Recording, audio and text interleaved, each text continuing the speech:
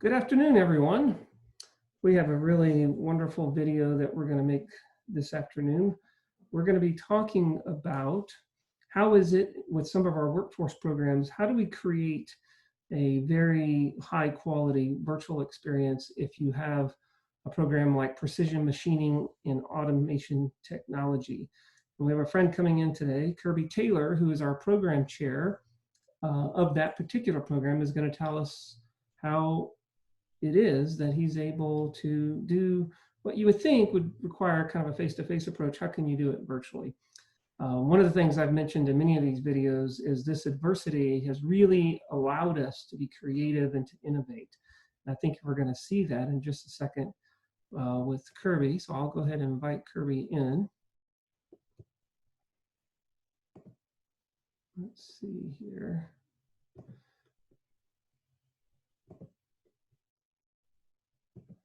Kirby's been with the college for quite some time. He is one of our excellent faculty members on the Milford campus, and he is always up for a challenge, and I think we will be impressed with some of the ideas that he's coming up with.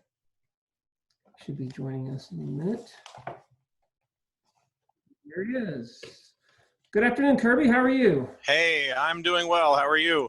Doing great. I've just introduced you and told everyone that when we have adversity, we also have an opportunity to innovate and be creative, and you're really good at that. So we're excited to hear what emphasis on creative. Yes. Perfect. Yeah. So we're definitely trying some new things. It's been interesting for us, for those of us in CTE, the whole lab portion has really been something that has forced us to really sit back and evaluate, what is really absolutely necessary, because some things, we just cannot give up as far as things that we need to instruct on. But there are other things that, because in the year 2020, we do have a lot of opportunities here. I mean, we have simulation software that we can use for computer programming. We have, so many things that we can do. I've got kind of my little office space set up at home here, and I've got a handful of different webcams. I've actually got 3 webcams set up, and I have the ability to actually hook up with my students, and I'll do a quick little share screen with you here. And so I'm actually, this reminds me of being on site, and that image looks very similar. Yeah, so I actually have the simulation software set up here at my house, and so we can actually, students and I, we can through Zoom, even real time, while we're having a Zoom meeting, we can sit here and I can have a copy of their program that they can email to me that I get in 10 whole seconds. And if they're having a problem, I can sit here and I can run their program, and they can be running it on simulation software at their house too, and we can discuss it, we can talk about things, we can write up all these programs, and they can still learn everything they need to know about tool geometries, cutter compensation, a lot of the technical aspects that go around to programming the machine. So that part's been really, these simulators and the simulation software has really been something that has just been great for us. So that part of it has been great. So I didn't get a chance when I started the video to really talk about what your program's all about in terms of what is it that students learn in your program. Well, when I give a little 2-minute tour of people, I tell people we are the parts makers of the world. If it's not an organic something, somewhere along the line, somebody had to be involved in making it. And we either make things directly, some of the things that tool makers and manufacturing facilities make, you end up owning, such as possibly a part on your car. But many times though, especially when it comes to like plastic goods, we don't actually make those goods. We make all of the tools that go towards actually making the components that people end up spending their money for, which is where we get our very traditional name tool maker. So yeah, so there's so many of the things that our students need to know, all of the traditional programming methods, because of the advent of so many things being computerized anymore. But really for them, I liken really becoming a good tool maker to almost to some degree being an athlete. You really have to develop muscle memory. You have to develop hand-eye coordination. You have to get your brain to understand when your hand is cranking this crank and feeling this thing, what is it actually what does that actually feel like, and what is that going to produce as far as a part that you're doing? So as you cut and shape the metal that we make. So yeah, so that's in a very brief nutshell, that's what we are. We're the parts makers of the world. So Fantastic. And you're feeling pretty good about the student experience during this unusual time that we're trying to. You know, I tell you, I have been so impressed. I've had, out of all of the Zoom meetings that I have had with my students, we have set up some fairly rigorous times. We've adapted to an evening schedule. I hold most of my classes now in the evening because the students, you know, half of my students are agricultural based students. So while they're at home, sure is nice that they can work on the farm. So we've been holding our classes at 6, 7, 8 o'clock at night, which is, you know, which is a good compromise for them. They're able to get a good day's work in if they are still able to work in a facility or at home, and then we can have our classes in the evening. And I have had near 100% participation of the students. That's fantastic. So it's really been good. How did you make that determination to shift the schedule? Is that student inspired, or is it? You know, I just kind of put 2 and 2 together when we were still, the school was still in session and we were kicking around, you know, we still didn't know what was going to happen with labs.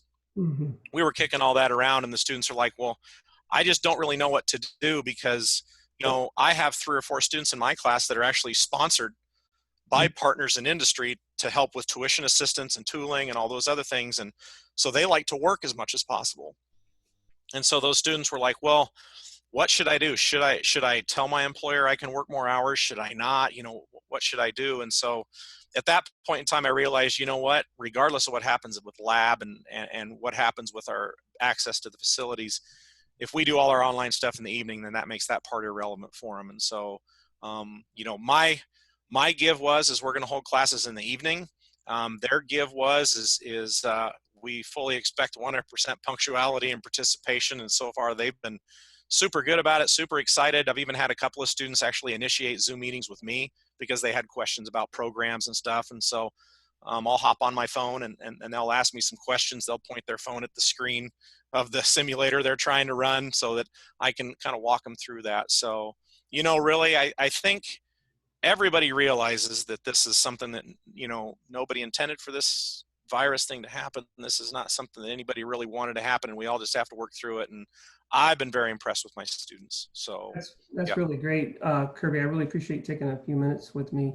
I think that's one of the things I really wanted to come out of this particular video was to show how really flexible and innovative our faculty are being. Did you want to say anything about assessment, about how are you helping the student, or how you're evaluating, making sure they're understanding the concepts in your? So our theory classes are going to be, our theory classes aren't really that difficult to transition over. At least, unfortunately, there's some parts of our theory classes, because even like I have an automated equipment theory class, and 23 hours of that is lecture, but 23 hours is really a lab-based scenario because we have trainer boards and mechanisms they have to assemble to go through. Part of that stuff we have had to forego and really just have some good discussion about it, watch some videos and things like that. The lecture side we've been able to put online. I've been actually scratching my head over the last couple of days about what I can do with my lab class, because uniquely for me, I have a lab class that started at midterm. It's 123 contact hours, and we were able to get 12 of them done before we shut down. So that's a massive deficiency. And we're really struggling with, you know, what can we do, because we can't have access to building any of the machines. So I haven't even sprung this on my students yet. So you're the first to hear it. Congratulations. You know, we have 3D printers and they are networkable, and we have software, and the IT department has been, we're still in the testing stages of this, but they have been working very diligently to be able to set up some VMware so that our students can actually access school computers. Because one of the problems with our program is our software is so video card and processor intensive that even your average laptop, if you can download a student version, it's just not powerful enough to run it.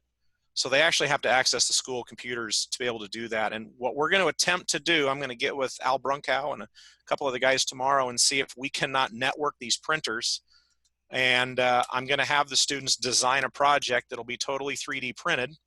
And then we'll have some very basic but yet effective parameters that's going to revolve around the design of this project. All the machining will happen on the 3D printers then, and then I will just throw all their parts in a box and I will send it to them and they will assemble it, and we'll have Zoom meetings and test performance and kind of have some contests as far as based on the parameters of the project, who did the best and who was able to hit these goals better than others, and kind of kind of offer an incentive to push yourself as far as the design goes. And if that all works well, I think we may actually be able to hold to the best of our abilities, be able to hold actually a virtual lab, because with the printers being networkable, the students can actually access them. The 3D printers have cameras in them, so they can actually monitor, they can log on and monitor the work that the 3D printer is doing, and they can send programs to it and everything like that. All I will have to do is just be present when the project is done to unload and reset the machine for another part. That's So fantastic. we're going to try that. So. Well, great. Well, I appreciate the time, Kirby. This has been great. I think you are an excellent example of how, you went into this thing not knowing where you're going to land, but with such a positive, great attitude. I'm not surprised that you guys are landing in a really good place. So appreciate the time. We are doing the best we can, and I think overall we're pleased with the success we've been able to do, and overall we're really pleased with how well the students have jumped in and said, yep, this wasn't what we asked for, but this is what we have, and they're doing their part to make good on it too. So all right, well, we're happy. Thank you, Kirby, and hope everyone has a great rest of your afternoon. You bet. Thank you. Yep, thank you.